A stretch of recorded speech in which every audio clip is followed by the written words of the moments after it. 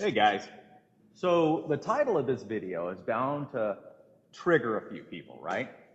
Because it seems controversial on the surface to a lot of people who are used to approaching the SCA like a game, right? But just bear with me before you get your medieval bloomers in a bunch. Just hear me out for a minute. So, this concept is one that was taught to me a long time ago, just before I won Crown a long time ago down here in Southern California. But it was taught to me by some old school fighters and basically the lineage of some many multi-crown winners up there in the West Kingdom when I went up there to train for a little bit, is the idea that the SCA is a submission sport. Now, like I said, that'll trigger some people, right? Because in submission sports, they get this idea that it's just going to be this violent slugfest where somebody's going to get knocked out or lose their teeth or whatever. That is not necessarily just the meaning of a submission sport, right? But the SCA is a submission sport. It's up to your opponent to decide when a shot is good, right? It's up to your opponent to decide if they've been beaten, if they've been struck with sufficient force, right? Can we agree on that? It's up to your opponent to decide when they've lost, when to yield the fight, when to tap and submit to you. They submit the fight. It doesn't mean you've got to knock people out, right? It does happen sometimes, but it's a mentality change, and it's a healthy mentality change for not only your sake as the fighter, but your opponent's sake as well. Is you have a tendency to give them much more benefit of the doubt and not blame them for a lot of your shortcomings. So if you treat the SCA like it's a submission sport, and your job is to strike your opponent as often and as hard as they require to tap, to yield the fight to you. And that's really what it is. I mean, you've been in fights and you've hit people a bunch of times and had them take nothing, right?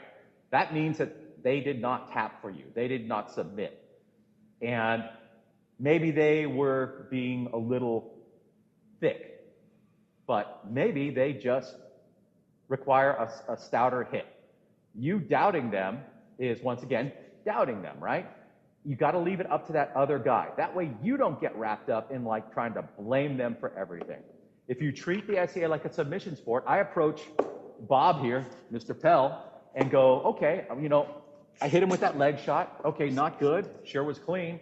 But Bob, I got to think to myself, Bob requires a harder hit than that. He wants that. He's asking me for a better hit than that. So I'll give it to him. And if he requires several hits before he decides, okay, yeah, you got me, he submitted the fight to me. He submitted to me. He tapped. And that's always up to your opponent. That's not up to you. You should stop like just tapping somebody and stopping and assuming that they're going to die. Just let them hit you in the head because they're not going to take it. Just throw that stuff all out of your mind and realize it's your job to be in the fight, to strike your opponent as many times and as hard as they want you to, for them to acknowledge you won and to yield the fight to you. And the last part is, don't be a dick about it, right? Might be so hard for some of us. But in any case, I mean, that's the mantra of it. SCA is a submission sport. If you go into it thinking that, that guy didn't take my shots, he cheated, blah, blah, blah, then you're giving this guy the power over you as to whether or not he wins the fight.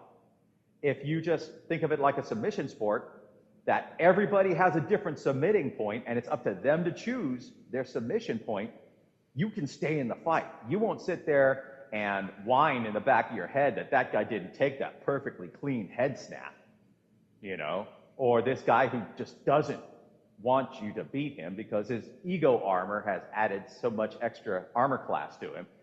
You don't care anymore. You're just like, okay, dude, I'll just stay in the fight, not let you hit me, and then I'll just hit you again. And I'll hit you again and again. And I'll hit you a little harder and hit you a little harder. Whatever it takes to convince this guy to tap. And it doesn't have to be malicious. You'll find that once you start actually treating SCA like a submission sport instead of just a stick-tag game where everybody's cheating, if you start treating it like a submission sport where it's all up to him to decide when he's been beaten, and you stop worrying about whether or not they're taking or not. You stop worrying about whether or not they're cheating or not. The ego goes out of it, right? All you do is focus on you. And you're all like, okay, cool. I just got to go further. I just got to keep going. You know, whether or not it's one shot or it's like 50 shots over the course of half an hour. Eventually, your opponent will yield the fight to you. You just have to find their threshold, right? And keep yourself clean. Be honest with yourself. So hopefully that explains it a little bit, the entire philosophy of SCA being a submission sport, because it is. It's always up to your opponent to decide when to submit. It's terrible, very terrible for our game in general, for the spectators, for the marshals, for everybody else to decide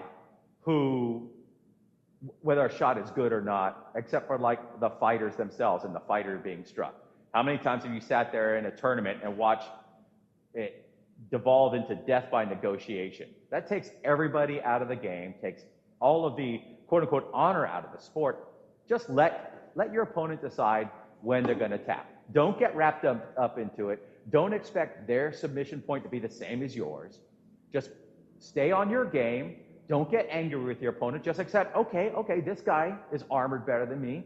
Okay, he has a higher calibration than me. That's fine. That's fine. I will just stay in the game long enough to land enough shots to convince him that, okay, I should probably tap to this guy. That's it.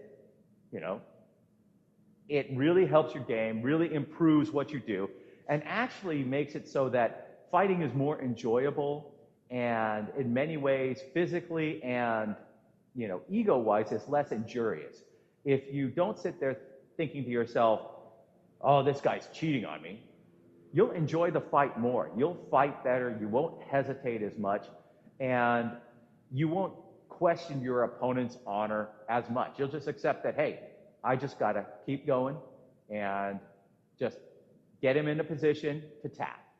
So that's my little controversial little bit for the day, and I'll catch you on the next video.